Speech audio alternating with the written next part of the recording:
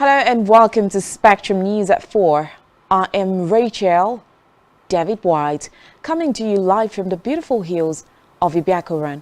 Let's take a look at the headlines. Federal government announces date for Christmas, New Year holidays. NHRC urges reps to pass electoral offences bill. 2 die, 4 injured in Paris shooting. We'll bring you details of the stories and more in a moment.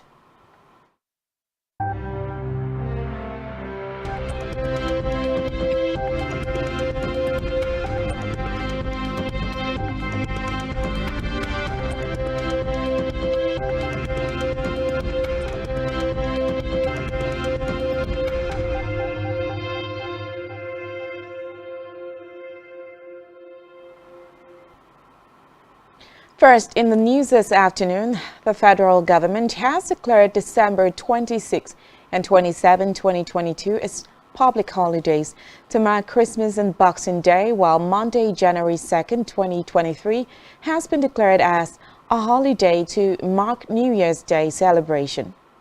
The Minister of Interior, Ralph Aregbesola, made the announcement in a statement by the ministry's Permanent Secretary, Dr. Shuaib Belgar, urging Christians and Nigerians to make the best use of the festive period, to pray for total, asking them to report any suspicious persons or activities to the nearest security agency through the N-Alert application on Android and iOS, as the government had put in place effective measures for the security of lives and properties.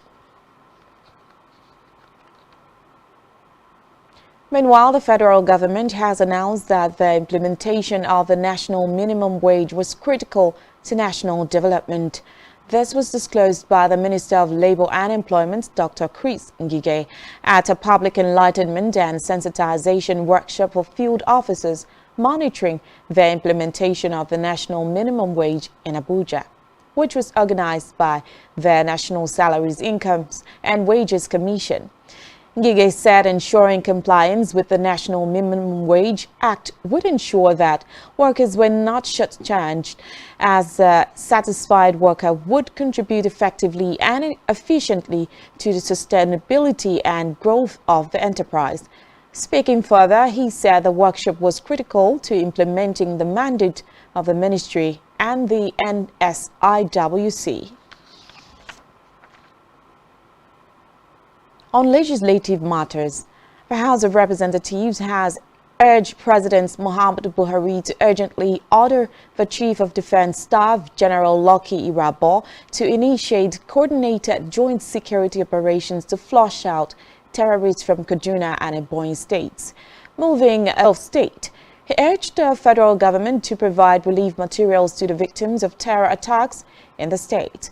Gwani, who regretted that the House passed several resolutions on similar motions and communicated them to all security agencies without anything coming out of them, warned that if no stringent measures were taken to safeguard the lives of Nigerians, the nation's security might become more precarious.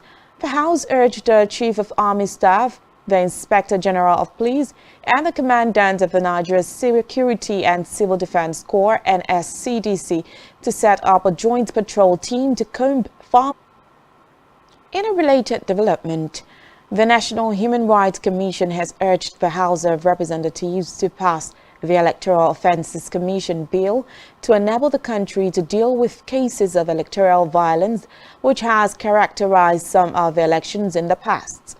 The statement, released by the Deputy Director of Public Affairs of the NHRC, Fatima Mohammed, on behalf of the Executive Secretary of the Commission, Tony Ojukwu, met the call in Abuja.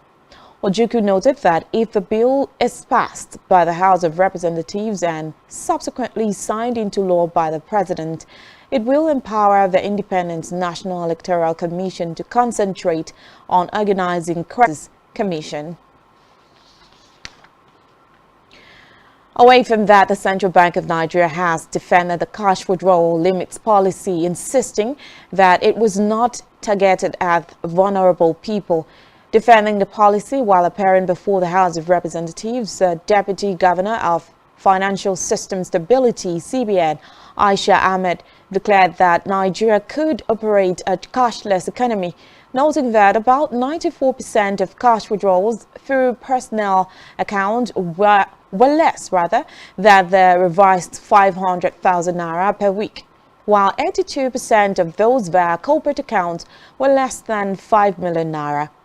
Ahmed represented the CBN Governor, Godwin Emefiele, who had twice failed to appear before the lawmakers to defend the policy, which had generated a groundswell of opposition from Nigerians. The body used the opportunity to interact with Anambra manufacturers and consumers while restating its commitment to quality and standards.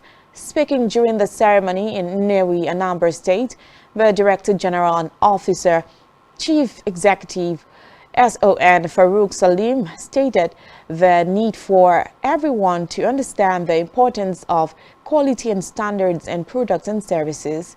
Salim reiterated SON's commitment to driving standards and quality service delivery, which are keys to the economic growth and well-being of society. He further expressed satisfaction that both manufacturers and consumers have realized the importance of standards. In the meantime, Capital Luxury, the leading brand that provides luxury products and services, has been honored as the Luxury Company of the Year at the 2022 Annual Top 10 Magazine Awards, held at the prestigious Sheraton Hotel in Lagos. The Top 10 Magazine Awards celebrated the best in the industry, while recognizing company and individuals who have made significant contributions to boost the country's economy in their respective industries. The general manager of Capital Luxury, on behalf of the CEO, said the outfit was honored to receive the recognition, adding that it is in the luxury industry, offering an unparalleled selection of high-end products and services to its discerning clients. The Top 10 Magazine Awardees ceremony was attended by some of the most influential personalities in the country and industry, making it a highly coveted accolade. Back here, Akwa Ibom State Governor Udom says steps are being taken by the national leadership of the party. Governor Imano stated these while speaking with journalists shortly after a meeting with the governor of Benue State, Dr. Samuel Otom, who is a member of the G5 aggrieved PDP governors in Uyo. Governor Imano, who is also the chairman of the PDP Presidential Campaign Council, said the lingering crisis in the PDP was deep concern to stakeholders of the party. The governor noted that the meeting with the Benue State counterpart was part of efforts aimed at finding an amicable solution to the crisis. Governor Emmanuel expressed hope that ongoing reconciliatory effort would soon yield the desired result. Also speaking, Governor of Benue State Samuel Otom blamed the lingering crisis on what he called the arrogance of the party leadership. Governor Otom said the aggrieved governors were still open to reconciliation and peaceful resolution of the crisis if their demands were met. Meanwhile, Akwa Ibom State Governor Udom Imano has assured the people of Nkwarenin local government area that the Ibekwe-Korakata road linking several communities in the area would be completed before the end of his tenure. Governor Imano gave the assurance while he laid members of some candidates of the People's Democratic Party honoring a fair share of projects and appointments by his administration, said the road, when completed, will boost the local economy of the area. Government House correspondent Jen Uwa reports that Governor Imano applauded the people of the area for their support to his administration and urged them to come out en masse to vote for candidates of the party in the forthcoming general election. In another development, Akwa Ibom might have been urged to follow safety measures, especially while traveling, as they celebrate the Yuletide.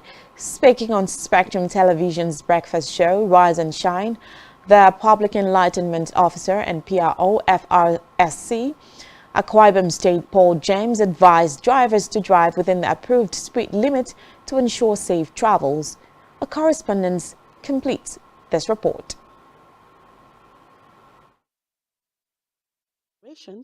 Are usually packed with lots of activities for the festivities, leading to lots of activities like getting robbed or being kidnapped. With this, it has become a norm for security agencies to deploy more personnel to protect citizens, as well as dish out security advisory. The Public Enlightenment Officer and PRO, Federal Road Safety Corps, Akwa Ibom State, Paul James, who spoke on Spectrum Television's Breakfast Show, advised citizens on precautionary measures during the season. It's also important that while you are traveling, please let your family members know where and when you are traveling. Is important for safety reasons. You do not pay for that seated in a vehicle. Please, where you observe the driver is being reckless, it's your duty and responsibility to also call that driver to order. Yes, you need to caution the driver because your safety is at stake.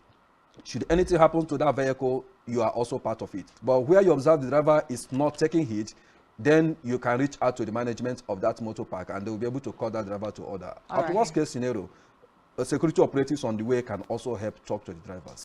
He also spoke about the enlightenment given to drivers to keep people safe. Virtually every morning we go from one motor park to the other to ensure that we interface with drivers and passengers even as they board, to be able to reawaken their consciousness to those safety tips.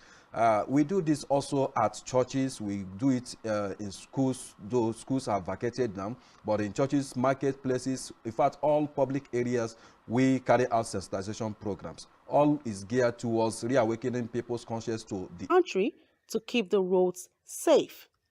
It is, however, pertinent for citizens to follow safety measures during the Yuletide season. Edidion Martin, reporting for Spectrum Television. Moving now to Africa, where the commander of the East African Regional Force based in Eastern Democratic Republic of Congo has urged the local population in the area of Kibumba to return home as it is now secure and safe. General Major Jeff Nyaga, who is part of the Kenyan contingent, was speaking as the M23 rebels handed over the strategic town of Kibumba, about 20 kilometers from the regional town of Goma, to the East African force. Reports say the area lies along a major road that leads to Goma. In a statement recently, the M23 rebels said that they had decided to withdraw from the area as a goodwill gesture, in line with the agreement of a regional leaders summit in the Angolan capital, Luanda, in November. Still in Africa, where a defense lawyer in the trial of the 2016 machine gun assault in Ivory Coast has urged the prosecution of the accused after a state prosecutor demanded a life sentence for the 4 defendants present at the trial. Eric Saki, defense lawyer for the accused, argued for the dismissal of a case against the accused in Ivory Coast deadline at the trial, saying it would be an exemplary and decisive punishment. He also asks for life for 14 other suspects being tried in absentia, including the suspected masterminds of the assault. Elsewhere, the Ivorian defense minister says progress made to secure the 46 Ivorian soldiers detained in Mali since July is in the process of being resolved. He made the announcement after the visit of an official delegation to Bamako. Recall that on 10th July, 49 Ivorian soldiers were charged in mid-August with attempting to undermine the external security of the state and formally imprisoned. Meanwhile, Abidjan says the soldiers were on a UN mission providing logistical support to the UN mission in Mali. MINUSMA and is demanding their release, a demand supported by West African heads of state at the last summit of the Economic Community of West African States, ECOWAS, which set an ultimatum of 1st January for first new sanctions. Real Ferdinand names best defender at World Cup. Stay with us.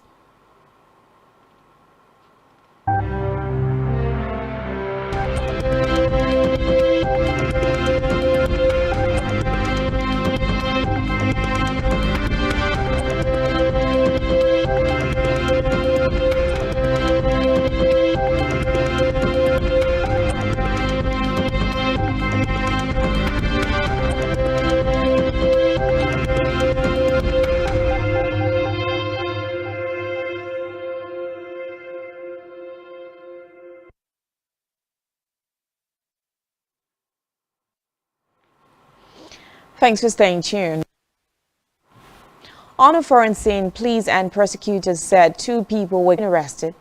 The motives of the gunman were unclear, with 2 of the 4 injured left in serious condition in Rio Dengen in the trendy 10th arrondissement. Meanwhile, resident Emmanuel Bujenan told newsmen that the man had been arrested in a hair salon. Still on a foreign scene, 16 soldiers were killed in India's remote northeast today when the military truck transporting them skidded down a steep mountain slope and crashed. Reports say the accident occurred in the state of Sikkim while the truck carrying the soldiers was negotiating a treacherous turn in the mountainous area near the border with China. Sikkim has some of India's most dangerous high-altitude roads, particularly along its isolated Himalayan border with Tibet. Meanwhile, accidents involving army vehicles near the vast boundary with China and Pakistan leave many soldiers dead each year. On the January 6 Capitol riot, the House Select Committee investigating the insurrection has recommended barring former President Donald Trump from holding office again. Their recommendation is among the conclusions of the panel's final report. Reports say a comprehensive overview of the bipartisan panel's findings on how Trump and his allies sought to overturn the 2020 presidential election has been released. The 845-page report, based on 1,000+ interviews and documents collected, including emails, texts, phone records, and a year and a half of investigation, includes allegations that Trump oversaw the legally dubious efforts to put forward fake slates of electors in 7 states he lost. According to the report, evidence shows Trump actively worked to transmit false electoral college ballot to Congress and the National Archives, despite concerns among his lawyers that doing so could be unlawful. Meanwhile, committee chairman Benny Thompson, a Mississippi Democrat, has expressed responsible for ensuring justice under the law will use the information provided to aid in their work.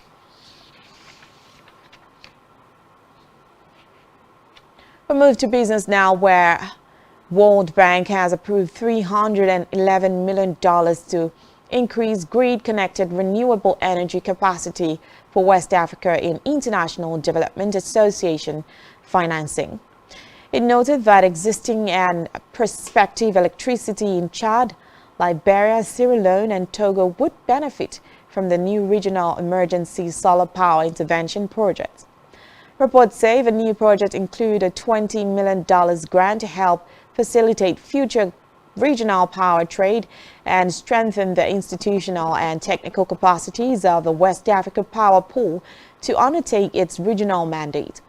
The World Bank tasked team leaders of the project, Rhonda Jordan and Tony, said solutions supported by the new project are manifold and have substantial benefit for the countries and the region.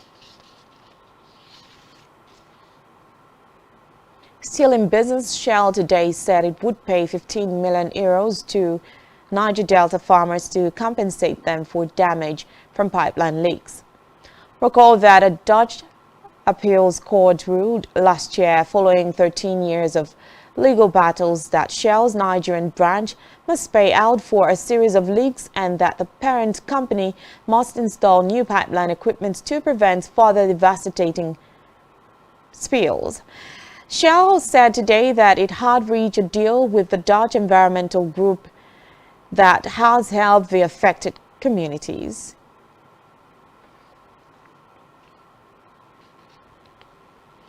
In health, the federal government has restated its commitment to reduce the negative impact of pesticides in foods, especially cowpea. The federal government stated this during the introduction of pod butter resistance cowpea, named SIMPI 20T in Gombe. The DEX officer Kalpi Value, Federal Ministry of Agriculture and Rural Development, UM Ekomabasi, stated this during an awareness program on the newly released cowpea pod bearer resistant variety, noting that SAMPI 20T would help curb the overwhelming health challenges associated with harmful pesticides. The event also witnessed the enlightenment of participants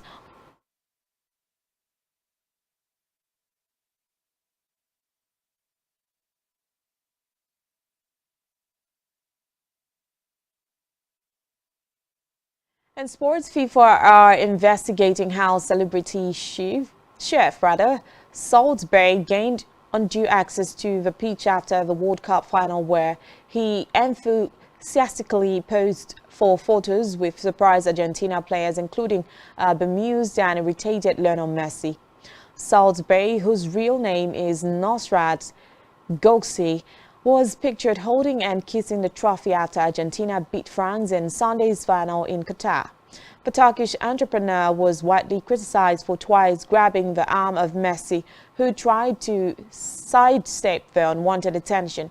He was also photographed with Angel Di Maria and Lisandro Martinez, and even seen sinking his teeth of FIFA officials and heads of state.